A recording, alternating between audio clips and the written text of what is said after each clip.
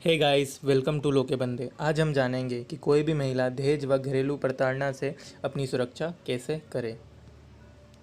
ऐसी ही कानूनी जानकारी के लिए आप हमारे फेसबुक पेज लो के बंदे और इंस्टाग्राम पेज @ लो के बंदे को फॉलो करें। आईपीसी 498A दहेज व घरेलू प्रताड़ना।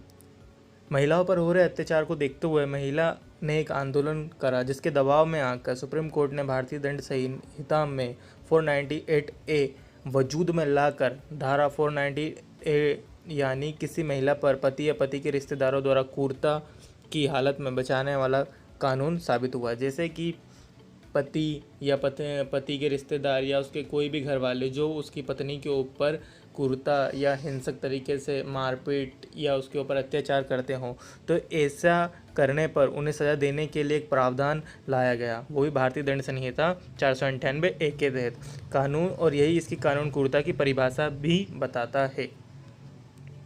What is IPC 498A?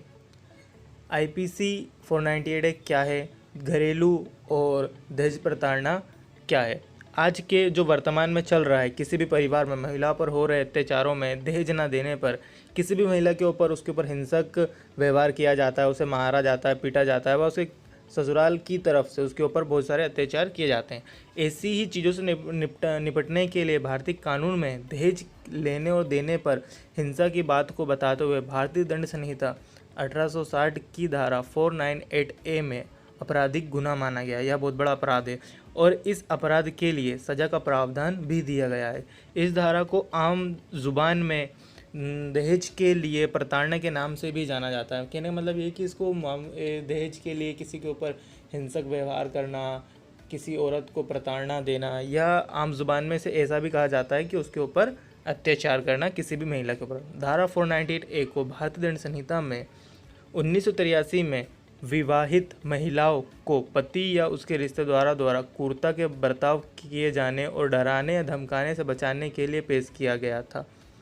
IPC में 1983 में सेक्शन 498A के तहत जो भी शादीशुदा औरतें हैं, उनके पति द्वारा, उसके रिश्तेदारों द्वारा उनके साथ जो एक गंदा सा व्यवहार किया जाता है, डराना धमकाना, वो भी दहेज के लिए, जिसके कारण वह अपने पक्ष को सबके सामने सुरक्षा हेतु कोई भी महिला पेश कर सके, इसलिए यह धारा को लाया गया।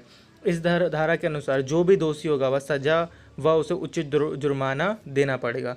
क्रूरता के विचार को बहुत ही व्यापक रूप से परिभाषित किया गया है। जो भी उसके साथ जिस तरीके से व्यवहार करेगा उसको सबके सामने बताना पड़ेगा, और उसके बारे में यह कैसे विचार लाते हैं, उसे कैसे मारने की कोशिश करते हैं, कई बातें जो उसके साथ अत्याचार हो रहा है उस सब की सही जानकारी देना पड़ेगा।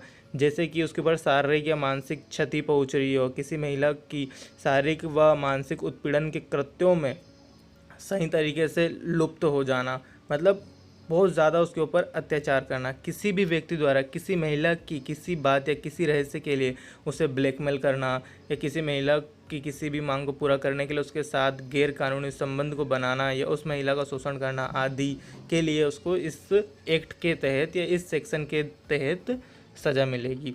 कोई भी महिला हो उसको कुछ चीज़ों के लिए या कुछ चीज़ों से ब्लैकमेल करना, गैर कानूनी संबंध बनाने के लिए मजबूर करना, ऐसे कुछ भी करने पर आईपीसी 498 के तहत उसको सज़ा मिलेगी, या उसके 498 के प्रावधान में दिया गया है।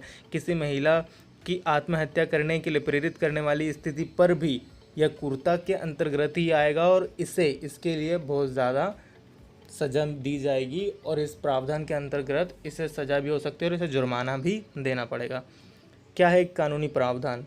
यह एक ऐसा दहेज प्रताड़ना से बचाने के लिए 1986 में आईपीसी की धारा 498A का प्रावधान किया गया है। इसे दहेज निरोधक कानून कहा गया है। अगर किसी महिला को दहेज के लिए मानसिक या शारीरिक या अन्य तरीके से प्रताड़ित किया जाता है, या उसे मारा जाता है, पीटा जाता है, या उसके साथ हिंसा जैसा व्यवहार किया जाता है, तो महिला की शिकायत पर इस धारा के तहत केस दर्ज किया जाता है। इस गंभीर अपराध की श्रेणी में रखा गया है। यह जो भी दहेज प्रताड़ना से उसके ऊपर जैसे भी अत्याचार किया जाता है, इसे गंभीर अपराध की श्रेणी में रखा गया है, और साथ ही गैर जमानती अपराध है। ऐसे अपराध करने पर या ऐसे अत्याचार करने पर गैर जमानती, इसमें जमानत नहीं दी जाती है। दहेज के लिए ससुराल में प्रताड़ित करने वाली तमाम लोगों को आरोपी बनाया जाता है।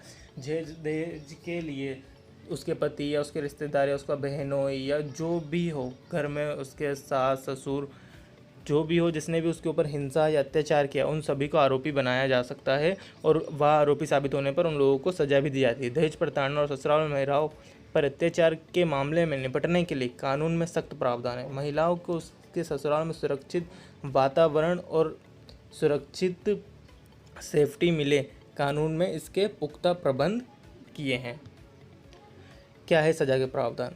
दहेज प्रताड़ना में जो सज़ा मिलती है वह किस प्रकार है? इस मामले में दोषी पाए जाने पर अधिकतम से अधिकतम 3 साल तक की सज़ा दी जाती है। अगर शादीशुदा महिला की मौत हो जाती है, वो भी संदिग्ध परिस्थिति में, और यह मौत शादी के 7 साल के अंदर होती है, तो पुलिस आईपीसी की धारा 304B के तहत केस दर्ज करती है। 1961 में बना दहेज निरोधक कानून रिफॉर्मेटिव कानून है। दहेज कानून निरोधक की धारा 8 कहता है, दहेज लेना व दहेज देना एक बहुत बड़ा गंभीर और संज्ञेय अपराध है। दहेज देने के मामले में धारा 3 के तहत मामला दर्ज किया जाता है और इस धारा के तहत ही जुर्म साबित होने पर उसे 5 साल की सज़ा भी दी जाती है। धारा 4 के मुताबिक दहेज की मांग करना या दहेज के लिए बोलना, यह भी एक बहुत बड़ा जुर्म है। शादी से पहले ऐसा करने पर लड़के वाले पक्ष को सज़ा दी जाएगी, तब भी उसी धारा के तहत उसे जुर्माना भी देना पड़ेगा। ऐसी कानूनी जानकारी के लिए हमारे चैनल लो के बंदे को लाइक करें, सब्सक्राइब करें और कमेंट करें।